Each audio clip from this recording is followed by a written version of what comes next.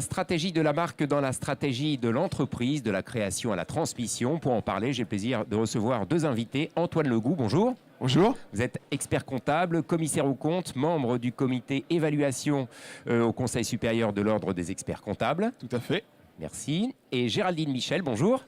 Bonjour. Vous êtes professeur de marketing, directeur de la chaire, marque et valeurs à l'IAE de Paris. Rappelez-nous ce que c'est que l'IAE. C'est l'Institut d'administration des entreprises, donc qui est l'école de la Sorbonne, enfin qui est à l'université Paris 1 Panthéon-Sorbonne. Je vous remercie.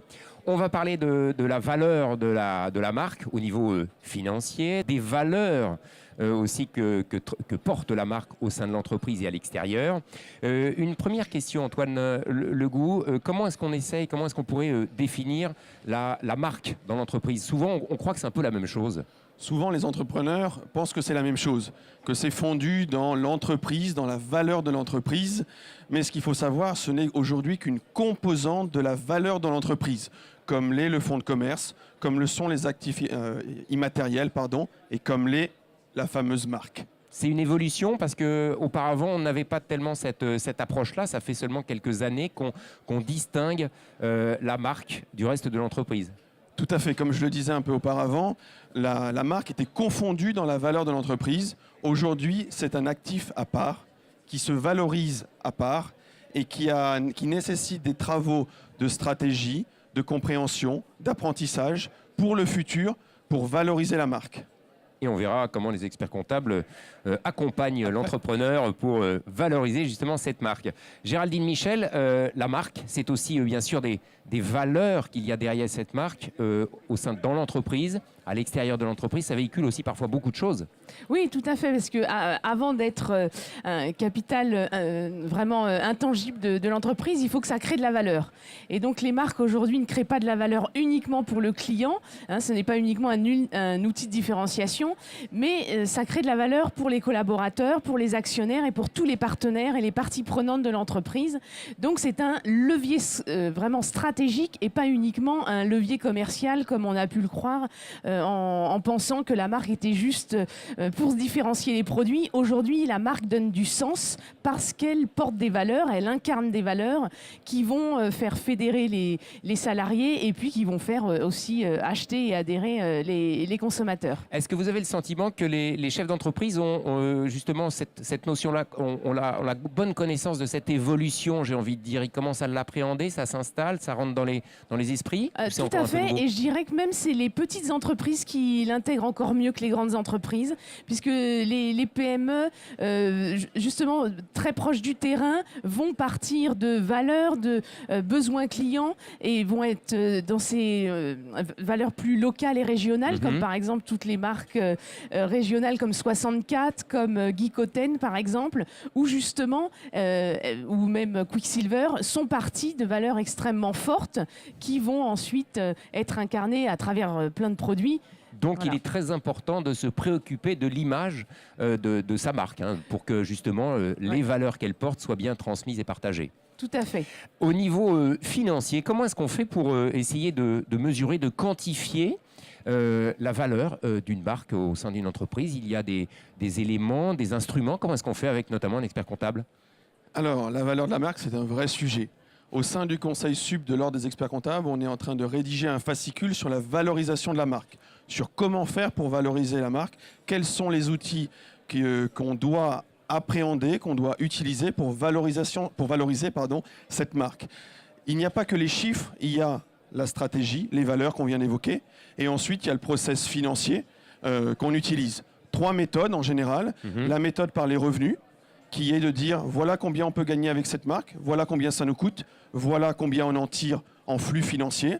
Et on utilise la méthode, ce qu'on appelle dans notre jargon, les flux financiers actualisés, les flux de trésorerie actualisés. Il y a une autre méthode, c'est la méthode dite par le marché. On compare comment sont valorisés, comment sont cédés, combien sont cédés des marques, et on l'applique au business qui nous concerne, qu'on doit valoriser. Et la dernière, qui est souvent la méthode la moins utilisée, mais qui a quand même un peu de sens parfois sur des marques un peu particulières, c'est ce qui s'appelle la méthode par les coûts. On se dit, si aujourd'hui je dois lancer une marque, comment et combien ça va me coûter? Et on se dit, voilà combien, à minima, me coûtera le lancement d'une marque et donc cette marque-là. Géraldine Michel, comment est-ce qu'on fait pour justement étudier la façon, la bonne stratégie pour cultiver les valeurs de sa marque? Est-ce qu'il y a une méthodologie? Est-ce que ça s'apprend? Est-ce que ça se développe? Oui, mais c'est surtout dans le long terme. C'est-à-dire que même une marque, si elle est déposée et créée au début, pour moi, elle n'existe pas puisqu'elle n'a pas de sens ou de valeur dans l'esprit des gens.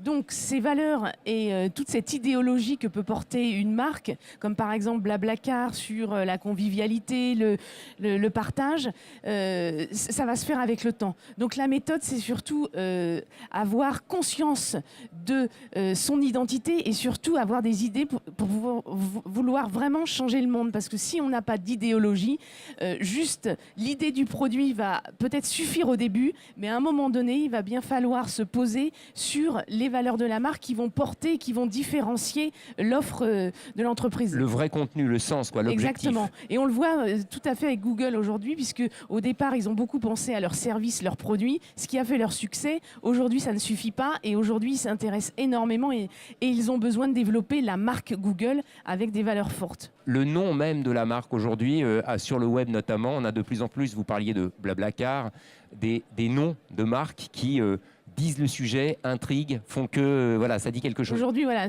la marque donne du sens, c'est vraiment l'âme de l'entreprise, on peut le dire comme ça. Et en tant que tel, sincèrement, le nom, le nom n'a pas forcément autant d'importance. Il y a des fois des noms au début, et puis on les change. Avant Blablacar, ça s'appelait Covoiturage, voilà, et ça marche très bien. Donc, je pense que c'est vraiment toutes les idées, la personnalité, l'idéologie qu'on va mettre derrière.